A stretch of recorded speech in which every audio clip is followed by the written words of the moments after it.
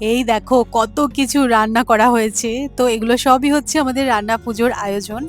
তো তোমাদের অনেকের বাড়িতেই হয়তো এই পুজোটা আছে। আগের দিনকে সমস্ত রান্না-বান্না করে রাখতে হয় আর তার পরের দিনকে এগুলো ঠান্ডা সবকিছু খেতে হয়। তবে আমাদের কিন্তু রান্না পুজোর আয়োজন এবারে খুবই কম। মামুনির বয়স হয়েছে, তাই জন্য আমরা বলেছি নিয়ম রক্ষা করতে যতটুকুন না করলেই নয় ততটুকুনি করতে। এই যে রান্নাগুলো দেখছো, কালকে আমরা পান্তা ভাত দিয়ে খাবো ঠান্ডা ঠান্ডা।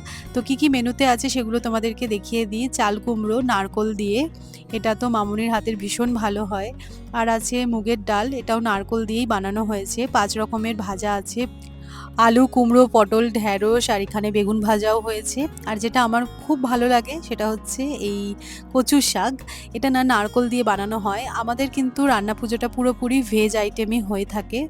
তো আর হয়েছিল আলু ফুলকপির একটা তরকারি, চালতার চাটনি, এটা কিন্তু করতেই হয়। তো সেই কারণে নিয়ম রক্ষার্থে এটাও করা হয়েছে। আর আছে পায়েস। আচ্ছা, তোমাদের যাদের যাদের বাড়িতে রান্না পুজো আছে কি কি রান্না হলো আমাকে অবশ্যই জানিও।